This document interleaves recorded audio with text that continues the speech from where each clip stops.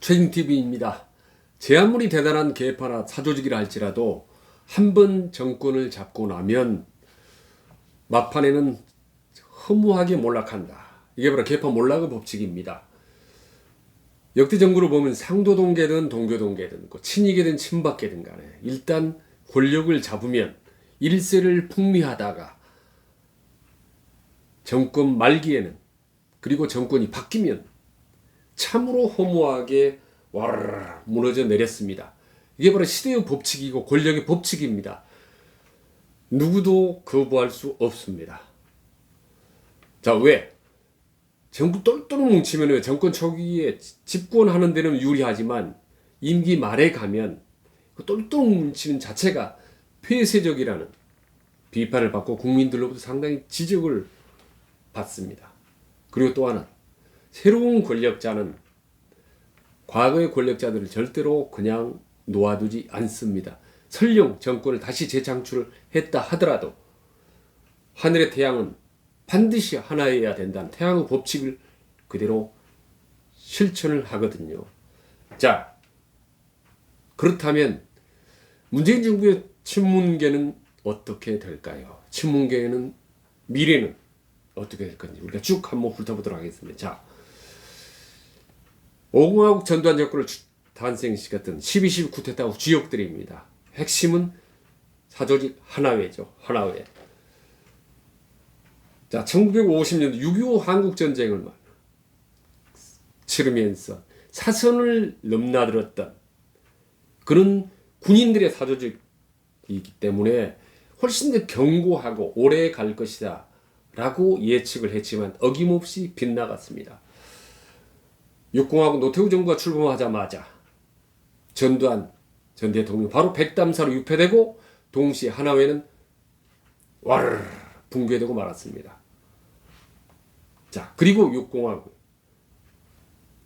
얘는 월계수회라는 어마어마한 사조직이 있습니다. 그 조직을 만든 박철원 전 장관은 자, 전국에 200만 명에 달하는 회원들, 그리고 6공화국에서 정치를 하려면 월계수회를 통하지 않으면 안 된다라고 말이 나올 정도였습니다. 대단했습니다.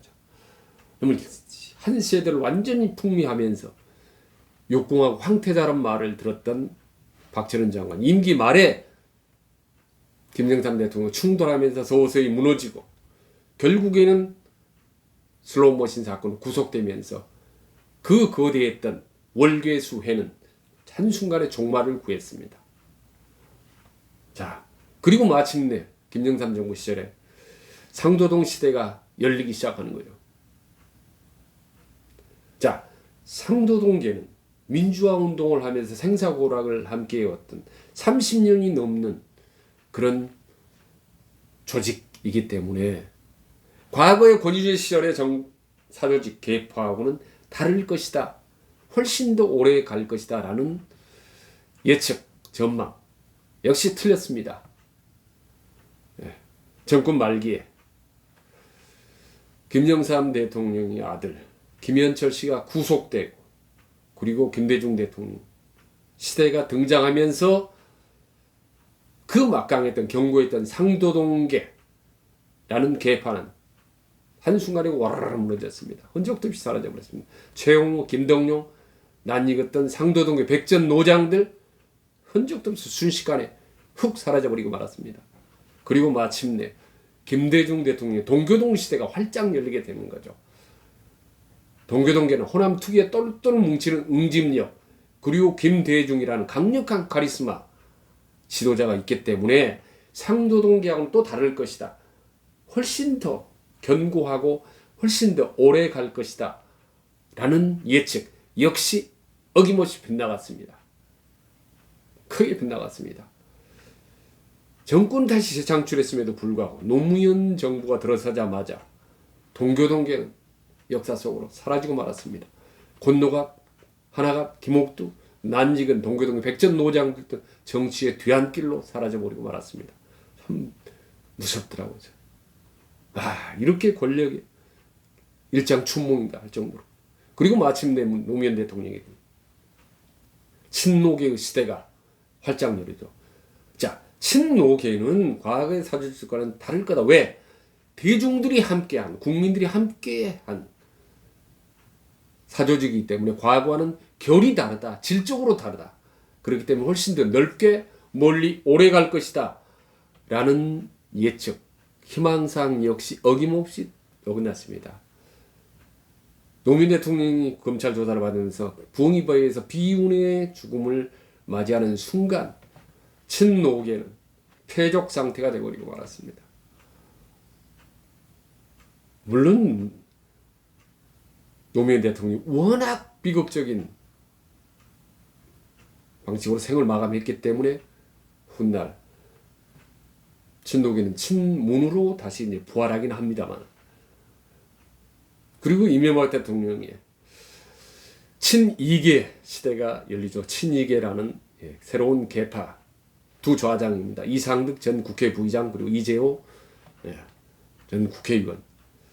친이계를 이끌었던 두 리더였지만 정권인 말기에 그리고 정권이 바뀌면서 다 와르르 무너져 내렸습니다. 이상득 전 국회 부의장은 구속됐습니다. 그리고 정치로부터 영영 떠났습니다.